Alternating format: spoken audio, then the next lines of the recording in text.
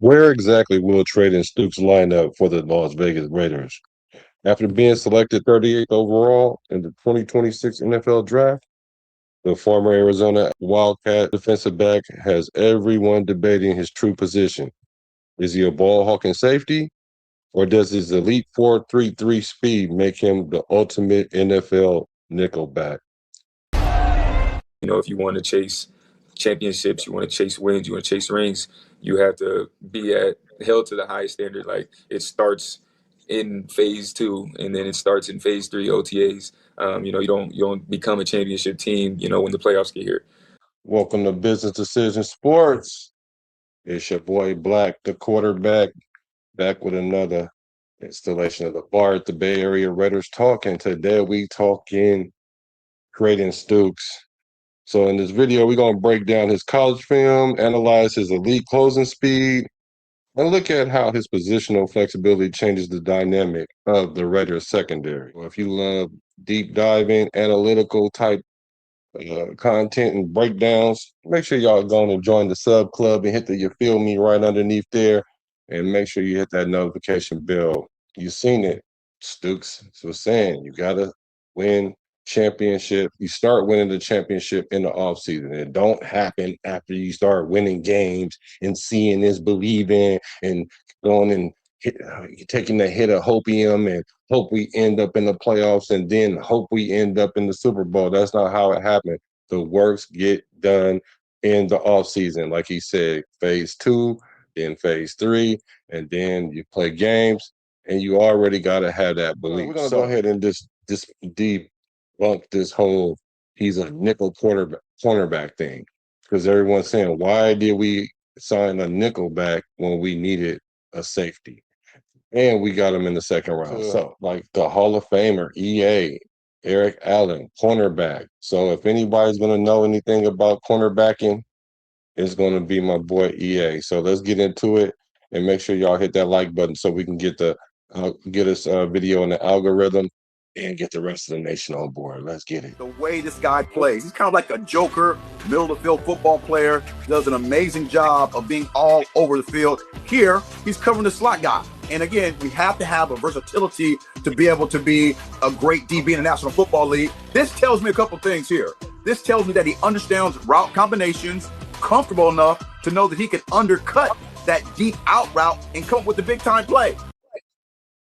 Yeah, on that deep out route, you see him guarding a lot of space and and showing man coverage. He keeping his leverage, and he looked for the ball, and it stuck to him because of his flawless technique. Now we're going to see if he can play some zone. And of course, he's on the stretch. He's on the outside edge playing cover two, so that means he has deep half. You have to kind of sort through this stacked bunch here, and the corner's going to take that outside route. That's safety. You need to expand, and you have to make that play at great range for this young man. Now, take a look at this. He's playing cover two in the zone right now. And the thing about it is you have to cover a lot of space if you're in that cover two. You got to make sure you don't get beat on the post. And this is a good cover two beater, the post corner, which is my favorite route running as a wide receiver. And watch how he shows great body control. He finished the play with excellent mano-a-mano skills.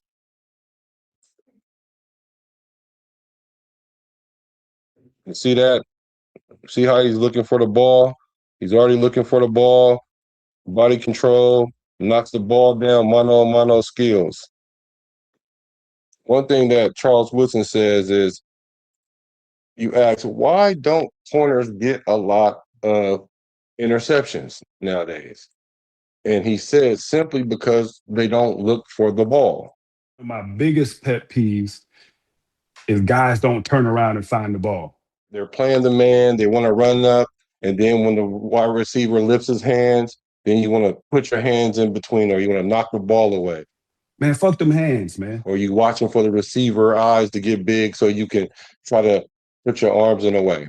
Receivers are getting better. I know I was really good at having what I call lazy eyes. Like when you're looking for the ball, you don't want your eyes to get big because he's reacting off of you.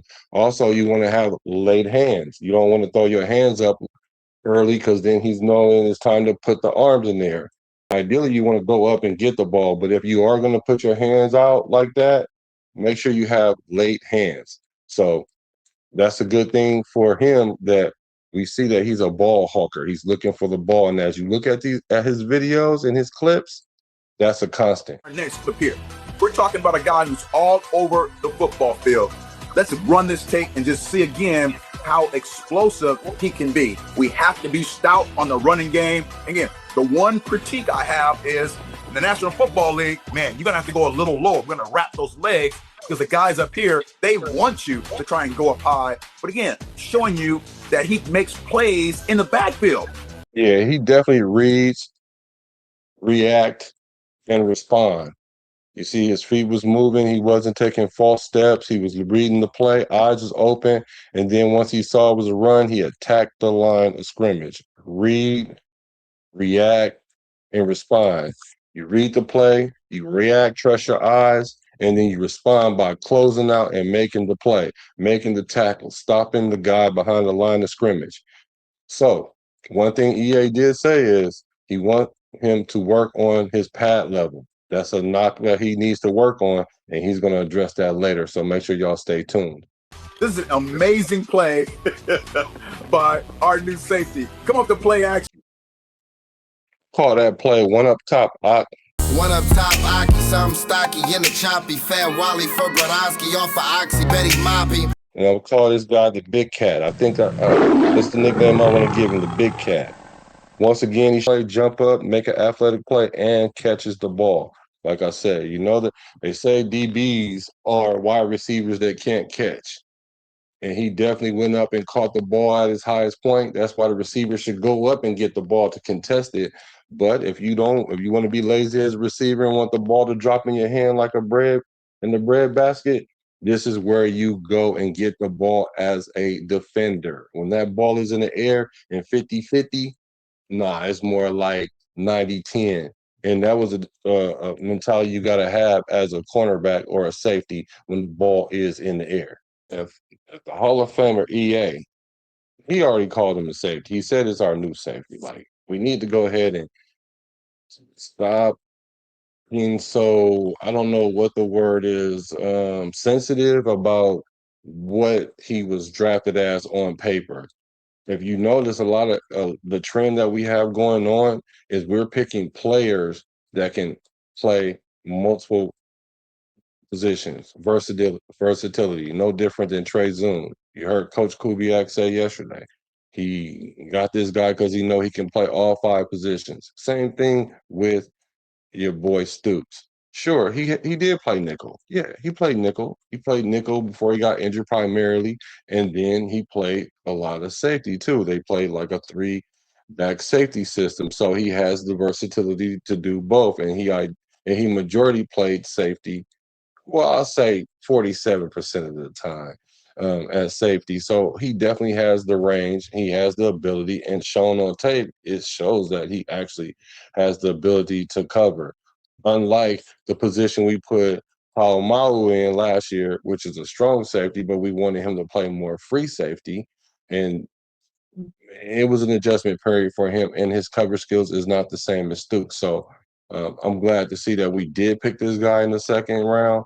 I think it was a very competent draft pick, and I think he's going to really put us on the map and also help us close that gap and that space and that void that we had from losing Merrick because of essentially a salary situation. We couldn't afford to keep paying him the money that Carolina did. So we did get us a replacement. Now let's see if he lives up to the hype. Now, Just Win did an interview with Stukes. It was a real good interview.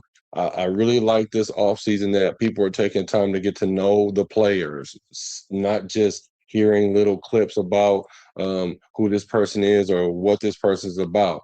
Same thing that happened to Coach Robbie. A lot of people didn't understand or like that hire, but he ended up coming in and getting a few people from the nation on his side because they start understanding his history and what he stood for and why the players love him. So here's a center view of our boy Treydan Stukes.